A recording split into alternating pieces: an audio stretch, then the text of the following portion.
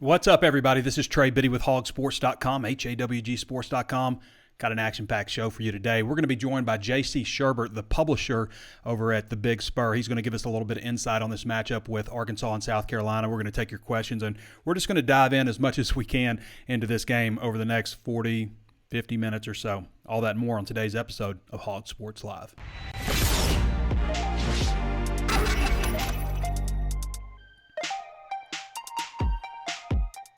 And before we get started, I want to remind you there's plenty of ways to watch and listen. You can always tune in on Facebook Live. Be one of 90,000 Razorback fans to follow the page if you haven't done so. Throw us a like on the video if you're enjoying it. Also available on YouTube. Be sure to subscribe to the channel. Hit the notifications bell so you're alerted anytime we upload new videos. And throw us a thumbs up on the video also if you like that. And please interact with the video. Leave comments. Share. If you think somebody might like the video, then absolutely share. Also available on Apple Podcast. Throw us that 5-star review if you haven't done so already. Everybody really answered the call. In fact, I'm going to read our best one, our best review of the week. This episode. Whoops, that's not what we want. Let's read the best comment of the week. I had it queued up here. I'm sorry. All right.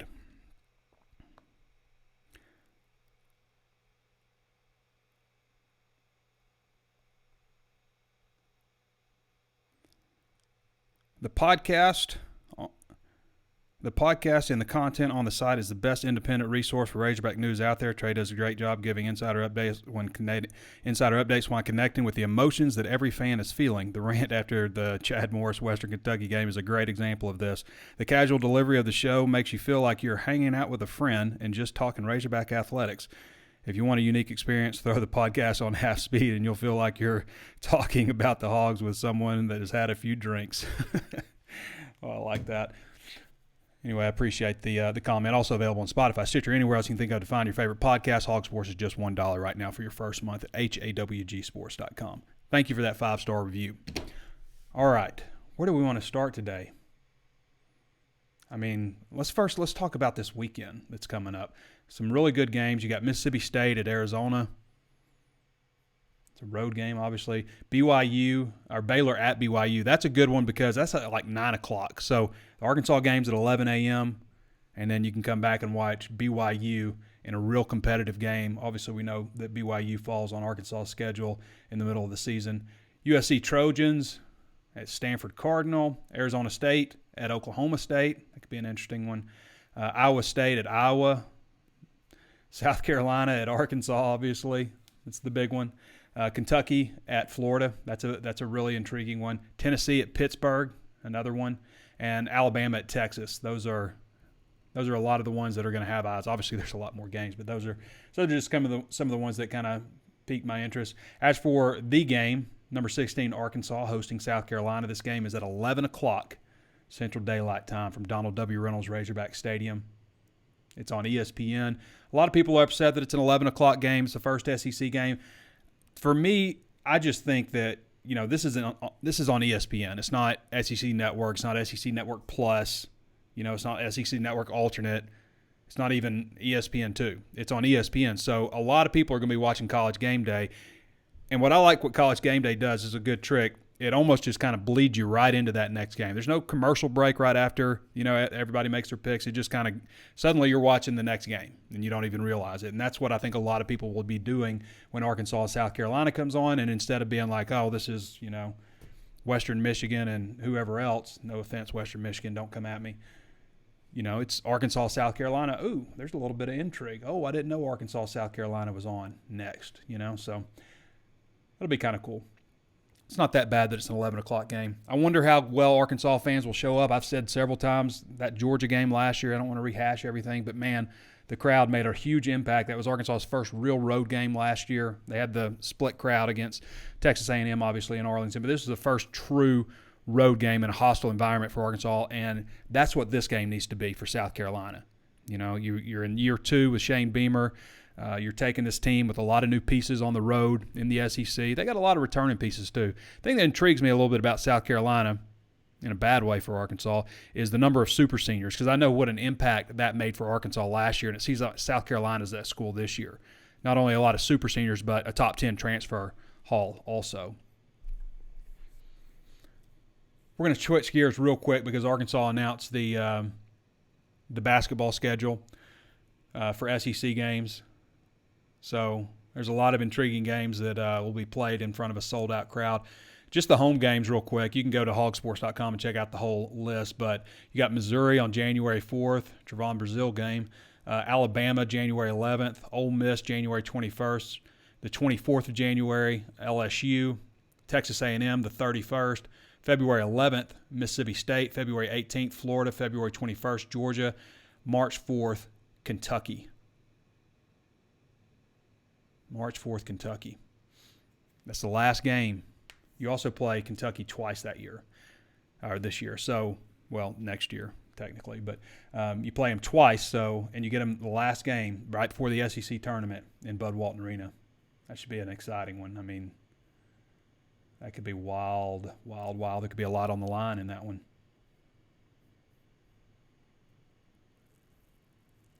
Secondary questions. I think it seems unlikely we're going to see Miles Slusher, that we're going to see Jalen Catalon in this one. So what they've been doing is working Kari Johnson at middle safety. They've been working Latavius Brini at boundary safety. They've shifted Jaden Johnson over to the nickel spot, which is what he played last year. The boundary and the nickel are almost mirroring each other, in terms of responsibilities and stuff. So not that big of a difference in those two spots. But Jaden Johnson did play nickel. He was the top backup last year. Jaden Johnson was committed to South Carolina. He was committed to South Carolina before he flipped over to Arkansas. Obviously a big get. But that's going to be a big part of this game. First of all, the secondary is key, obviously. They didn't necessarily have their best game last weekend out against Cincinnati. I mean, gave up a lot of passing yards. What Arkansas is going to have to do is get a lot of pressure on Spencer Rattler. I think that if you can move, change his launch point, move him around a little bit, he gets a lot worse.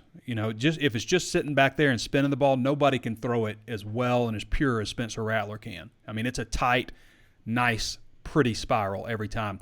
However, if you can move him around a little bit, you can put some pressure on him, he will make some mistakes, and that's what Arkansas has to do in this one. They've got to get pressure on him.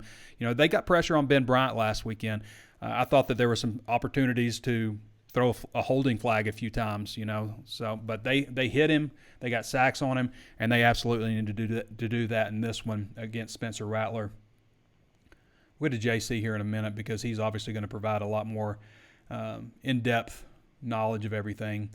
But I want to get to keys and victory and 5 burning questions first. This is a feature that Curtis does every week leading up to the game, and he took some time out from honeymoon to get this one into us, so you can't stop Curtis Wilkerson.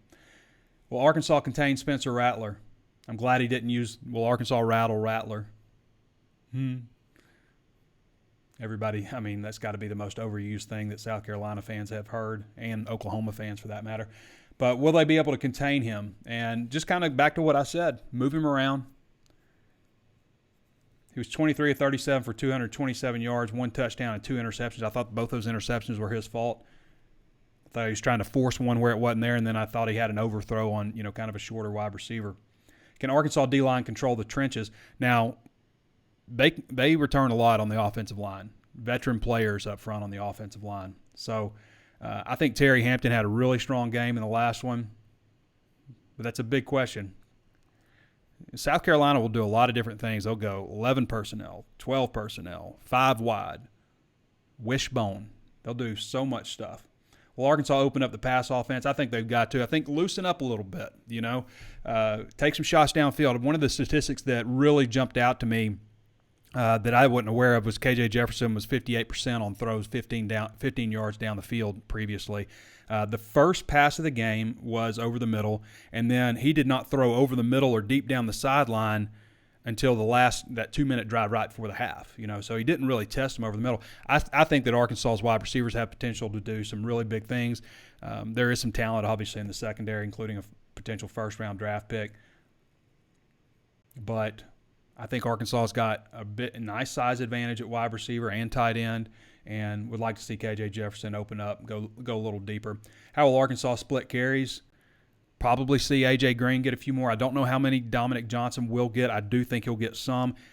Tuesday's practice, he was not in a green jersey. In fact, there was nobody wearing green, not even Marcus Henderson, who's worn green since the start of spring, but not Jaden Hazelwood, not Jaden Wilson, not Dominic Johnson. Now, Dominic still had a brace on his knee, but the fact that he was not in green and considered full go when they were doing a full pads day, I thought was pretty big.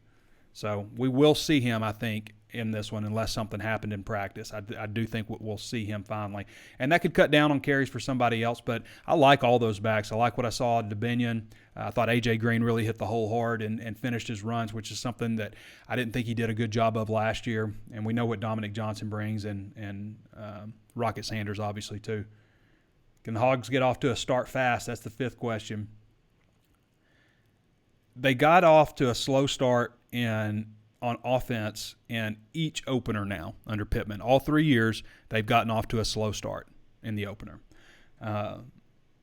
Game twos have been a little bit better. Now, Mississippi State in 2020, that was, I believe an interception return by Greg Brooks, and that wasn't a high-scoring game. Obviously, the defense played great in that one. The next game last year against Texas, obviously they put up 40 points, so a lot better showing on offense there.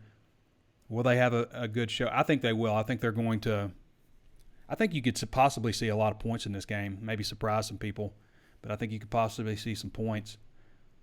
Keys to victory, penalties, turnovers, special teams, always key. Injuries, it's a big one in this one. I mean – probably no Slusher, probably no Catalon. So you got to have some guys step up. Isaiah Nichols was a little bit banged up, but he's fine though. South Carolina has a few guys a little banged up too. We'll get into that with JC. Third down has got to be huge. Got to convert third down. Arkansas was 50% last time on third down opportunities. I think that Cincinnati was the same.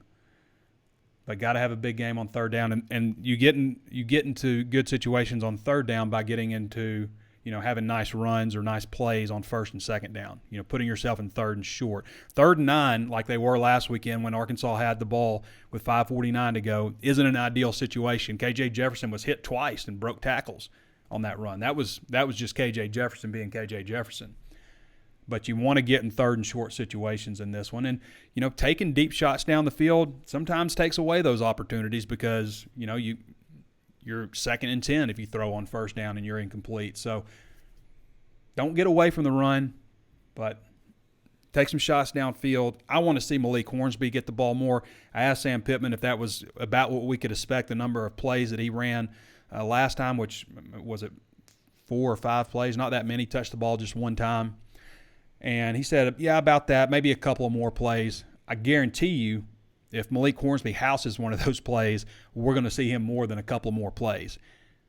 If he does it a couple of times, then, maybe even more than that. But I want to see Malik Hornsby on the field more. And I get it. It's, we're talking about, Dominic Johnson needs some more carries now that he's coming back. And A.J. Green looked good. Devonnie looked good. Rocket Sanders, of course. And then you're talking about, open things up a little bit more, get some more, shots downfield in the passing game. I know. You're asking for a lot. It used to be like, I always remember back in the day, like Michael Smith, why isn't he getting more carries? He's doing a good job. You're going to take carries away from McFadden, Felix, Peyton, So it's kind of that situation. But there'll be time. It's a long season. There'll be time for all that stuff throughout the season. We could see a lot of different things. Andrew broke down things on Arkansas versus the defense. I think the thing that stands out to me most about South Carolina is that defensive line. Zach Pickens, Jordan Burch, both of these guys were 5-star prospects, not just 5 stars, but top 10 players in the country in their respective years, different years, both South Carolina guys. That definitely jumps out to me. Cam Smith is big time. He's got a chance to be a first-round draft pick. He's big time. 6'1", good size, defensive back. He was an AP second-team All-SEC selection last year after recording 41 tackles, 11 pass breakups, 3 interceptions, forced fumble. Yeah, good-looking, nice, long, fast cornerback. He's got a chance to be a potential first-round draft pick. So a lot of this is going to come down to the run game. and how well Arkansas handles Spencer Rattler. I mean, I could go over all this stuff. I want to get to JC, and I don't want to just rehash a bunch of stuff, but I'm going to talk about the offensive line for South Carolina real quick. 6'4", 306 average per man, comprised of one 6-year super senior, one 5th-year super senior, one redshirt senior with another year left, one 4th-year senior, and a junior, all on the offensive line. So a veteran group. They've combined for 109 starts total. 3 of them are multi-year starters, including Eric Douglas, 25 starts, the center. Javon Gwynn, 35 starts. It's the right guard. And right tackle, Dylan Wanham. I don't know if I'm saying that right. 31 starts. What's interesting about that, though, is like all those guys return, so many starts return, and there's not a single first, second, or third team preseason pick amongst those offensive linemen. I don't know that they played particularly well against Georgia State. I mean, especially run blocking.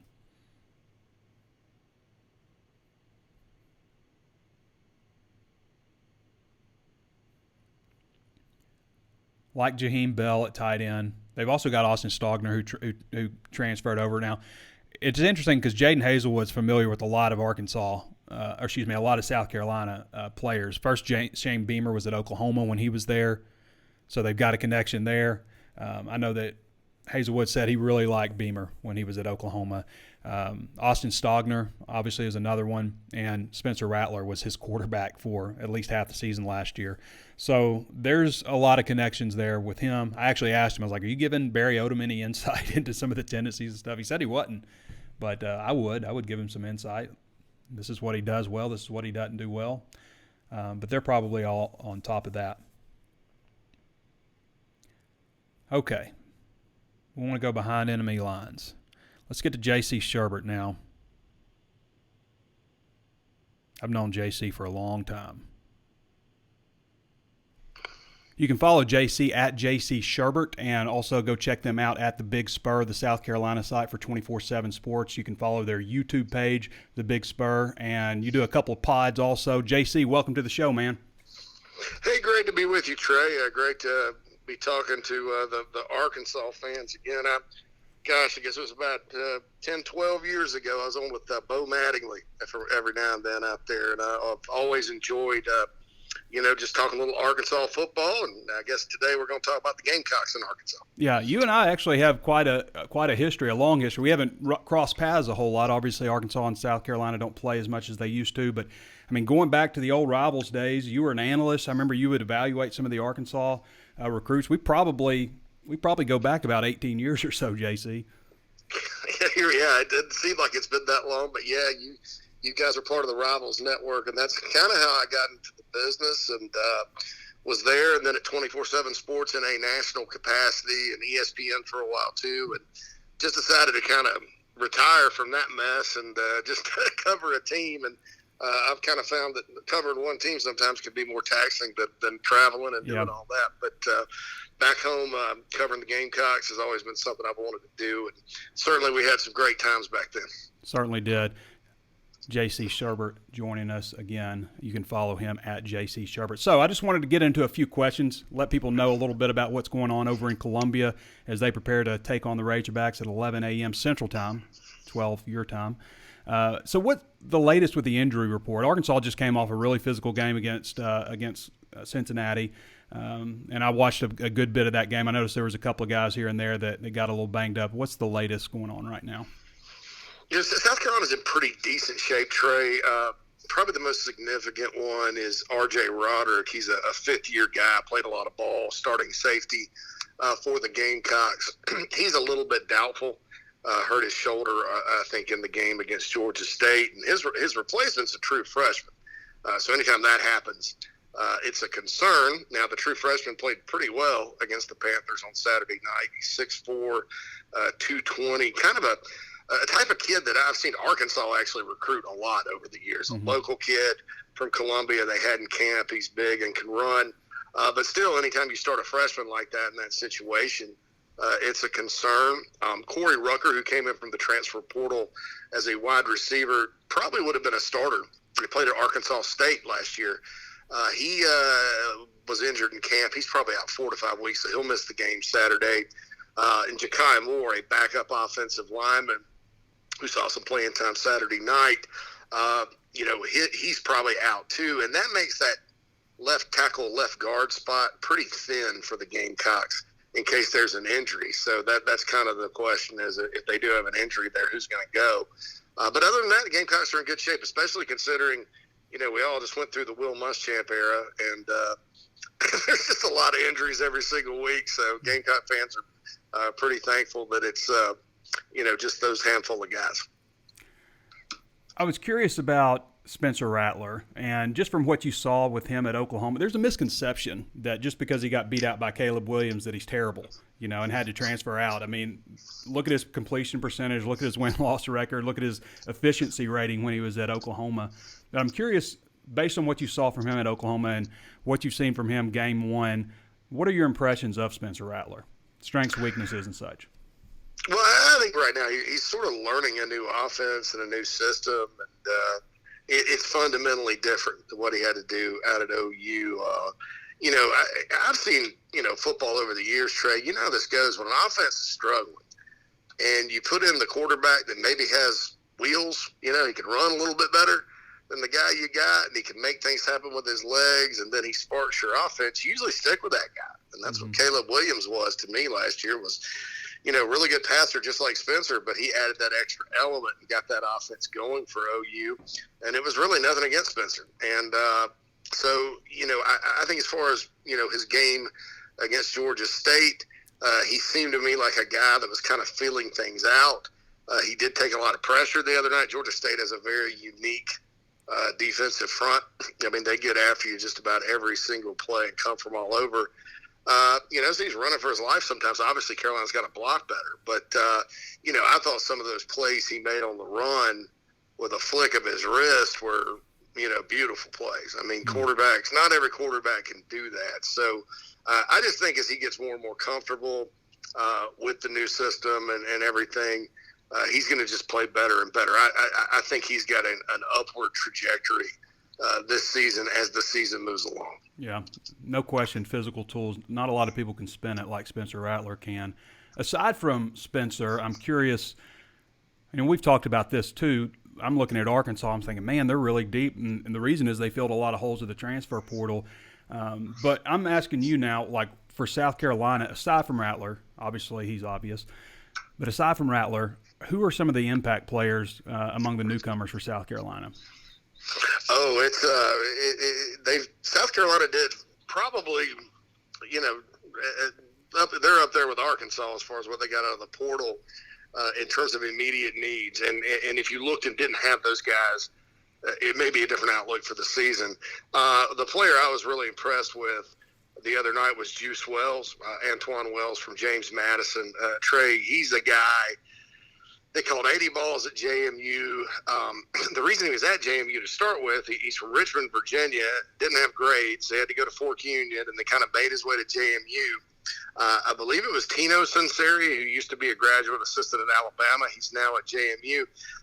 This is not like inside scoop information. This was in the newspaper. He said Juice was just as good as those guys they had at Bama, which is saying something. And did he kind of show that the other night? No, but he had 7 catches for 55 yards, caught everything. A lot of horizontal type routes and stuff. I want to see what he can do when he can get downfield. So he's probably the guy, Devonnie Reed, who came in from Central Michigan, had a good year at Central Michigan last year, had a pick 6 against LSU, was all back. He's a starting safety, had 5 tackles the other night. Austin Stogner came in from Oklahoma with Rattler, former top 100 recruit. Certainly they're looking more, they want more from him, I think, in the passing game this week as opposed to last, but he's really good. And then they hope to get Christian Beal-Smith, a running back, who actually led Wake Forest in rushing last year. And they got him out of the portal to kind of give some depth behind Marshawn Lloyd. So those are kind of the guys. And I mentioned Corey Rucker from Arkansas State earlier. Of course, he's out. But, I think he'll be a guy that if he gets back healthy, will make something happen in the receiving core as well. I noticed Wells had 7 catches for 55 yards in the game, and he wasn't listed as a starting wide receiver on the depth chart, so kind of a surprise. But I mean, you go back and look at his stats: 83 catches for 1,250 yards and 15 touchdowns last season at James Madison. Yeah, he's got a lot going on, tool wise, I think, and I think with the depth chart that they maybe, some of those guys that were supposed to start didn't start, and they kind of just rotate them anyway. But Juice is a guy that I think is going to continue to make some big plays in the passing game this year. I mean, he's a great target for Spencer Rattler. And all that, among other ones, if they can get the passing game going and block and all that good stuff. Again, JC Shurburtt joining us with TheBigSpur, the publisher over there, publisher owner. So aside from Rattler and any newcomers that we just mentioned, who are some of the other big playmakers for the Gamecocks on offense and defense? Well, on offense, I'd have to say, Marshawn Lloyd, he was a borderline 5-star out of DeMatha, signed with Muschamp, got hurt, kind of had an up and down year last year, working his way back. He's fully healthy. He had 2 touchdowns the other night, 1 receiving, 1 rushing.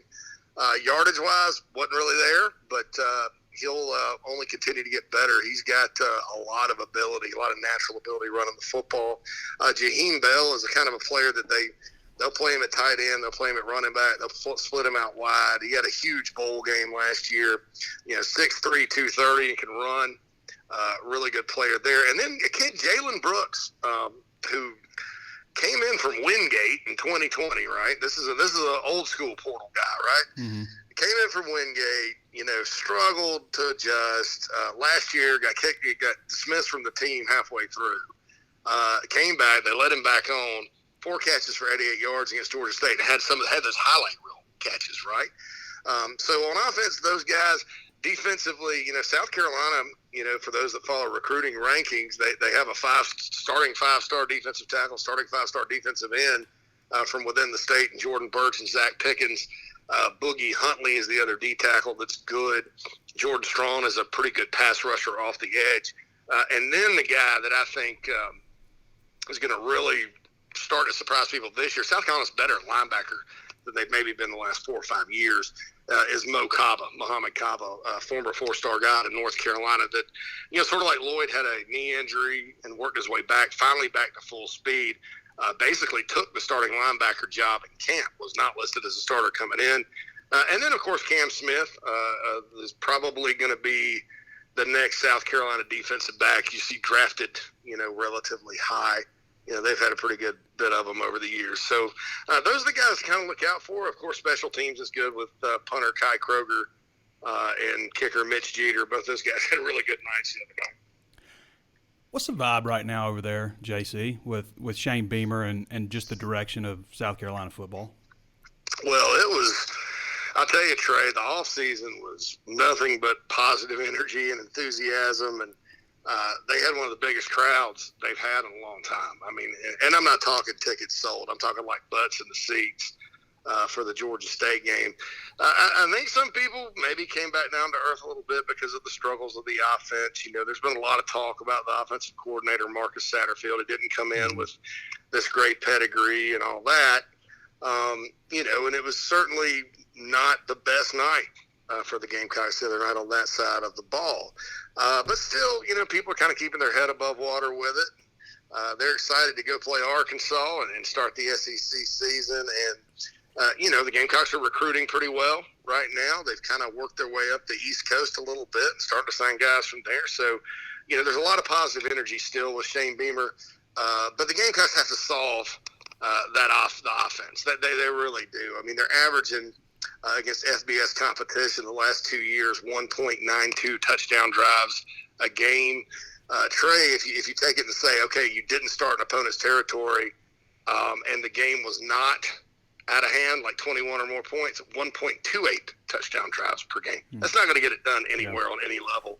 So they've got to get better there, but they've got better personnel this year, and they're hopeful that all that will come together, and they're thinking hopefully on Saturday. So we'll see what happens. All right, JC, we'll get you out with this one. How do you see things playing out on Saturday? You got a score prediction? Well, I'm kind of looking at it, and I kind of see two different, because I went and did a little dive on Arkansas, and you and I have been talking on our show and stuff about the personnel, and I just kind of see two programs at two different spots, right? Arkansas's won 10 out of 14 games. They've beaten Penn State, Cincinnati, Texas A&M, LSU, Mississippi State. They lost by a touchdown at Bama. The body of work for Sam Pittman has just been so solid. And then you have South Carolina that's not, they don't really quite have that yet. They're not quite there yet. So it's hard for me with the offense like it is, and the Gamecocks have struggled on the road for 3 years now to pick Carolina to win. I think, you'll see some good things this weekend, but, I think that Arkansas is just probably at a different spot than Carolina right now as a program. So I think Arkansas probably wins like 34-21. JC Shurburtt, ladies and gentlemen, publisher at TheBigSpur, and you can follow him at JC Shurburtt on Twitter. Check out the Big Spur YouTube page, and also when you're on the Big Spur Pod, JC and Morgan. You can follow both of those on Twitter. Also does a lot of stuff. Oh, yeah. And does a great job over there. Appreciate you, JC. Hey, tell your Arkansas fans thanks for visiting the YouTube page. I'm looking at all their comments right now. They're very nice, very complimentary. All right, good deal. All right, appreciate you, JC. Hey, thanks, Craig. Be good. God does a great job covering South Carolina Gamecocks for the 24/7 Sports Network. Go follow him at JC Shurburtt, again, the publisher of the Big Spur. They've got a lot of great content over there breaking down this game as well, so a lot of kind of different stuff than what we do, so good stuff over there. All right, we're going to go over to questions now. Appreciate having JC on. Casey French Fulton says, my phone froze. What did you say about Slusher and Cattle? Just that I think they're unlikely. I mean, they didn't practice Monday. They didn't practice Tuesday. It just doesn't sound, based on kind of things you hear them, it just seems unlikely that they would play. So, and they've got Corey Johnson working middle and Latavius Brini working boundary, and then Jaden Johnson over at the nickel. Billy Harper says, hey, Trey, I was wondering when you are in the press box, do you cheer and get loud during the game? Go Hogs. No. There's no cheering in press boxes. You have to kind of just sit there. You get used to it. It's a lot different for me watching a game at home versus being in the press box where, we're talking. I'm sitting next to Danny, and I have a different person to my left. It's usually like me, Danny, Curtis, Andrew. That's where we sit. And pretty good seats there, so we're happy to be there. But, no cheering in the press box. That's a no-no. In fact, there have been people – I haven't seen anybody, I don't think at Arkansas, but there have been people at other schools that get escorted out of the press box because they cheer or they don't know what they're supposed to be doing or they don't belong there. Lauren Morris says, look like your video is streaming at 1.25 speed. I've never known you to talk so fast. Will D. Johnson says, will Dominic Johnson play this week? I think he will, yeah. We talked about that a little bit earlier in the show, but I think he will. Who stands out, says James Bradley. I think at least one of those wide receivers will have a really big game. Rocket Sanders, I think, is going to continue to stand out. You need KJ, obviously, to stand out. He needs to, in my opinion, he needs to loosen some things up, hit some deep balls, make them back up a little bit so it opens things up again for the running game. And defensively, if I were picking a guy, I might say Drew Sanders. I thought Drew Sanders probably could have had 2 sacks on Saturday. They were just holding him one time really bad. But there could be a lot of guys. You never know. Need players to obviously step up. Noble Overton says, I feel like when KJ gets in a groove and gains confidence like the Ole Miss game last year, he'll be one of the top quarterbacks. I think that KJ something needs to happen, where he gets flushed out or maybe he gets hit or something like that. I feel like that kind of gets his juices flowing a little bit, but need to get off to a great start. George almost says, Trey, it's not working, man. Please start us over. I hope that's not the problem. John Sullivan says it's not playing on my end. Uh-oh. Well, if it's not playing, let me see here.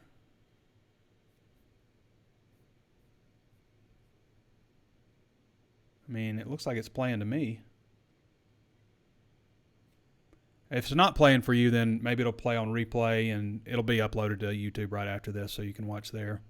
Sorry about that. Hope that's not a problem for everybody. Casey French Fulton says, get out and get back. And my phone did that earlier. Okay, so maybe that's just a individual. SC rushed for only 79 on Georgia State, and Georgia State 200 on SC. Yeah, that could be a big component with the game, no question about it. They were not super impressive running the ball. I think they averaged like 2.4 yards a carry. So Georgia State came after them pretty good bit. You know, you probably see with teams like that a lot of run blitzing and things. The big thing for this game, I think that we all know, is special teams. I think just straight up offense, defense, I feel like Arkansas has the better team. Not that South Carolina doesn't. I guarantee you, you know, South Carolina is capable of beating Arkansas. You know, it's not just a slam dunk. Things have to go right. You got to obviously hit big play stuff. But the X factor in this game could very well be special teams, because South Carolina, I mean, they put a huge emphasis on it. Not that Arkansas doesn't, but they just, you know, they showed up big time on special teams, 2 block punts. You have a special teams play like that, that switches the whole momentum of the game. It used to be John L. Smith that always bring that up, talking about the odds of you losing a game. They increase so dramatically if you have a punt blocked. So, I mean, I don't feel like Arkansas was horrible on special teams in the opener. I just don't feel like they were great on special teams. You know, the decision to return the kickoff when you're 3 yards deep in the end zone, it's got good hang time. You get hit at the 10-yard line and get tackled at the 16. The fact you get hit at the 10-yard line tells you right there that you should not have brought the ball out, you know. And they got a holding penalty on that one. Then the next play is a fumble at the 3-yard line. So luckily for Arkansas, Cincinnati didn't play very well on special teams either. But there was that. Kicked the ball off pretty well. They gave up the punt return. I think that was due so much to a holding penalty that would have been taken back, but it was a 37-yard punt return. Max Fletcher didn't punt the ball very well. I think we could possibly see Reed Bauer in this one.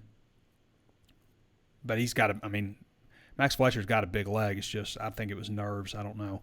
But special teams got to play better. Again, 51 and 53-yard field goals for South Carolina, 2 blocked punts, almost recovered an onside, successfully executed a fake field goal, which I was surprised by the onside and the fake field goal against Georgia State. Like, why wouldn't you hold those? You should beat Georgia State without, you know, a bunch of trickeration. Cody James says, I think you could take Josh Payton arm wrestling.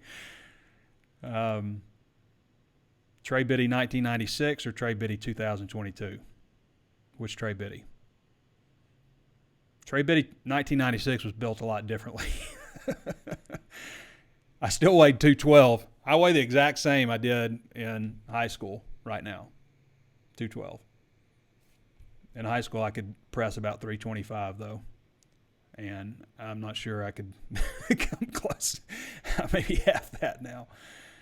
James Bradley says, right now, right, but who will stand out? Knox really stood out last week. I think Knox could again. I don't see any reason why he couldn't stand out again.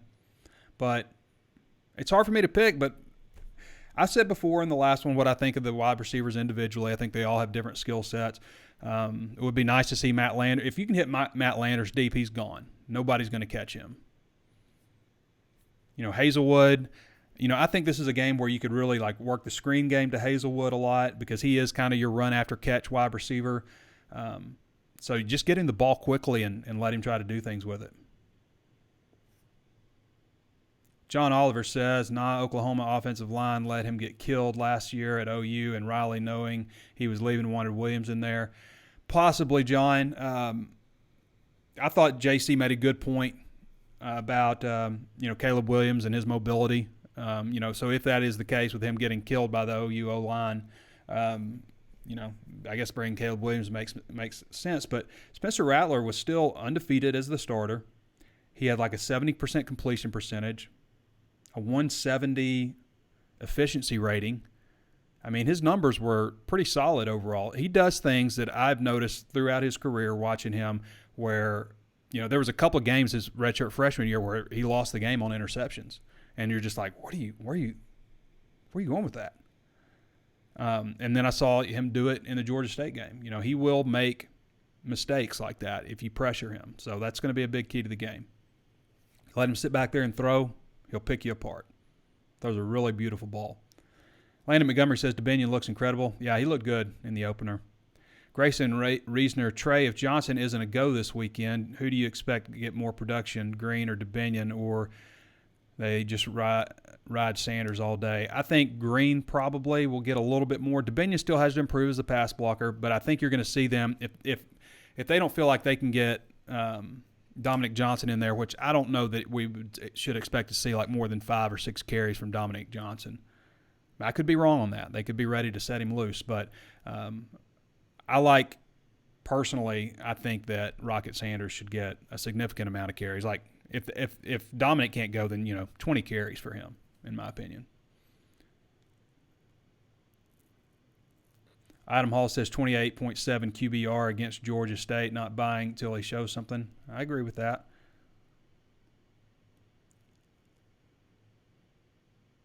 Brian Malone says, do you think we stick with more zone defense, take chances getting beat with man-to-man? I think you got to mix it up. They did that in the last one.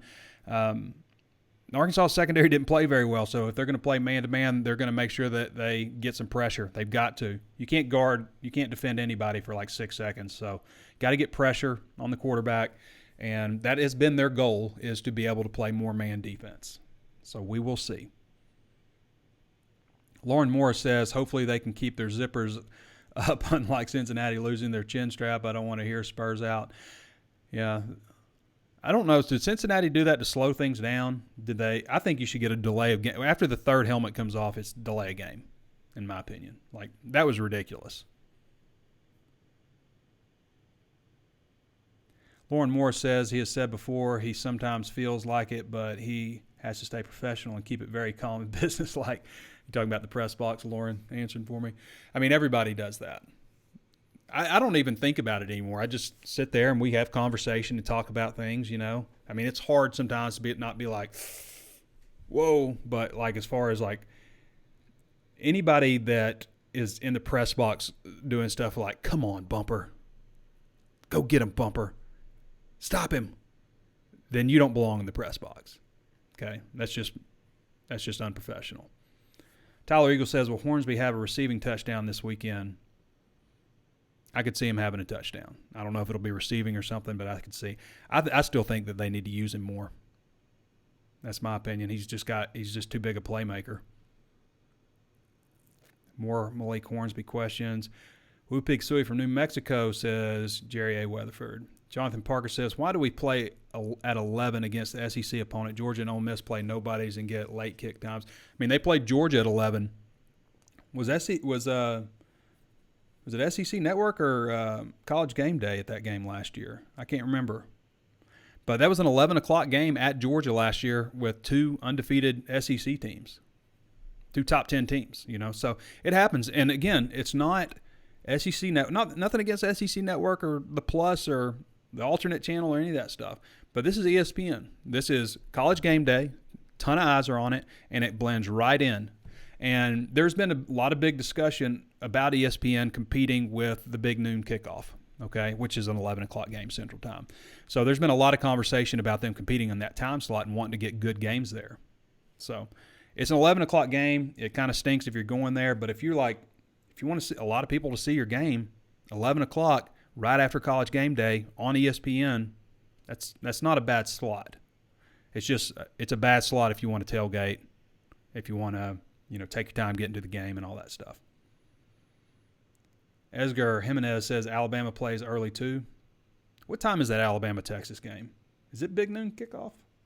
Let's see real quick. And that's one with a lot of eyes on it. It's 11 a.m. Yep. 11 a.m. So it happens. Dustin Hoofman says, do you believe there is a voting bias, or was unranked Florida's win that much better than Arkansas's win? I mean, yeah, a little bit. Like if Texas wins their opening game against anybody who's notable, they shoot up in the rankings, Florida won a big game. They did. Utah was ranked like 7th, right? I mean, they were a very highly regarded team. It came down to an interception. I mean, it could have gone either way. We'd be talking about it both ways. Kind of the same thing with Brian Kelly. If they pull that out at the end, I still think they should have gone for 2. I'm always a big proponent of going for the win at the end of the game. Always a big proponent of that. And I know a lot of people go, it seems like everybody goes back and forth. They should have gone for 2. Why didn't you kick the extra point? I'm always a big proponent. If you're in a situation where you can win the game right then and there, especially if you're on the road, and they're in a neutral site, but especially if you're on the road, like Arkansas did against Ole Miss, I was 100% in favor of that. 100%. Because the way the game is going with Ole Miss's offense, they're probably going to get down there and score again. You're just going to go back and forth, back and forth.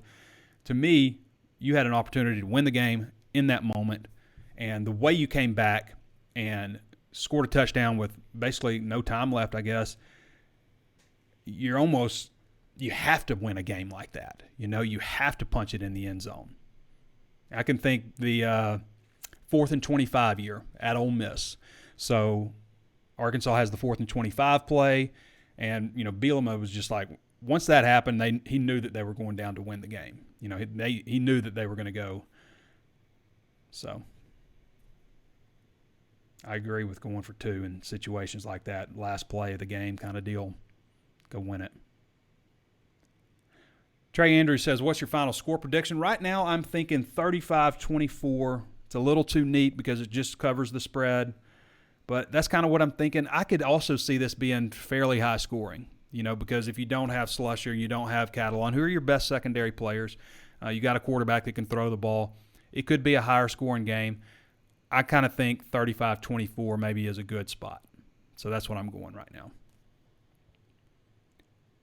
Landon Montgomery says, can we compete at the high level with the high level we expect without Cat and Slush this season? I mean, they did it without they did it without Catalon last season. Slusher actually got off to a slow start. He was coming off an injury last season. But they did it without Catalon last season. Without both of them, I don't know. We'll see what happens with them, but I just think it's unlikely for this game. Hunter Kane Mason says, you reviewed the film. How did Jay Johnson look to you? I didn't review film. Why do people always say you review film? It's just something that gets stuck in people's head, I guess. Maybe it's us older crowds, but there was no film. It was all digital. How did Jay Johnson look to you? Jaden Johnson? I guess you mean Jaden Johnson. To be honest with you, I don't really remember. I don't remember him giving up an exceeding the guys I remember giving up plays. I remember Brini struggling in some areas. He's got to play better than that. I think he's capable of playing better.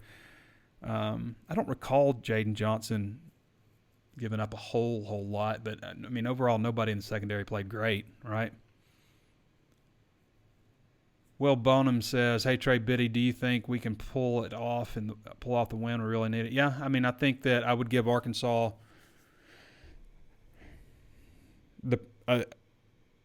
I would say maybe a 2/3 chance, maybe 3/4 chance of winning the game. I think Arkansas definitely – I feel like they have the better team. I just feel like they're a little bit ahead of where South Carolina is. And, again, the things that jump out to South Carolina, I know they had a really strong transfer class and a lot of super seniors, a lot of guys coming back, the offensive line. I don't know that the offensive line played exceedingly well, but I just know that they've got a lot back. And you learn so much from game 1 to game 2. But game 1s, I think, are difficult because you don't scrimmage, you don't hit and all that stuff. And that's where you get better. You can go out and throw and stuff, but you just don't really know until you start doing that kind of stuff. So to me, that game 1 is going to tell them a lot, probably more in that 4-hour span than they learned the previous 8 months about their team. And then week 2 is difficult because they do recognize so much. They're going to probably get better, but what's going to be different? Do they feel like they can do this better, or do they feel like they need to abandon that? Is it a tweak here and there? So to me, I feel like you really start to figure out your team, week 3, week 4, kind of figure out what Arkansas has. The coaches may know a little bit more, obviously, but, from making their own changes. But as a fan, I think, and media person, you're going to find out what kind of team you really got about week 4. So, Whoopig Suey from Michigan. I've got them covering the spread, yes. Chris Bryant. Richard Burnham says, I'd like to see they're not going to use the backup quarterback to return kickoffs. I don't want to see anybody returning kickoffs unless it's a low line drive or it's, it lands at the 15-yard line or something. Nobody should be returning kickoffs anymore. They don't want you to do it. I even think that they're more apt to throw a penalty flag just to stop people from returning kickoffs. Don't return it. And they moved the ball to the 25-yard line from the 20 to encourage people to stop bringing it out. They changed all kinds of stuff, what you can do with like wedges and stuff. Don't bring the ball out. Just don't. Take it at the 25. It's a good spot to have the ball. But definitely don't use your backup quarterback to return kickoffs. You don't want to get him hurt. It's one reason they don't want you to returning kicks, because players are getting hurt too easily like that. So Landon Montgomery says, I'm not sure how Malik gets on the field. I don't want Landers, Thompson, or Hazelwood coming off the field. How do we get him in? I mean, that's the problem. It's a good problem to have. I don't know. Queen Elizabeth died. Is that right? Did that just happen? What an incredible life.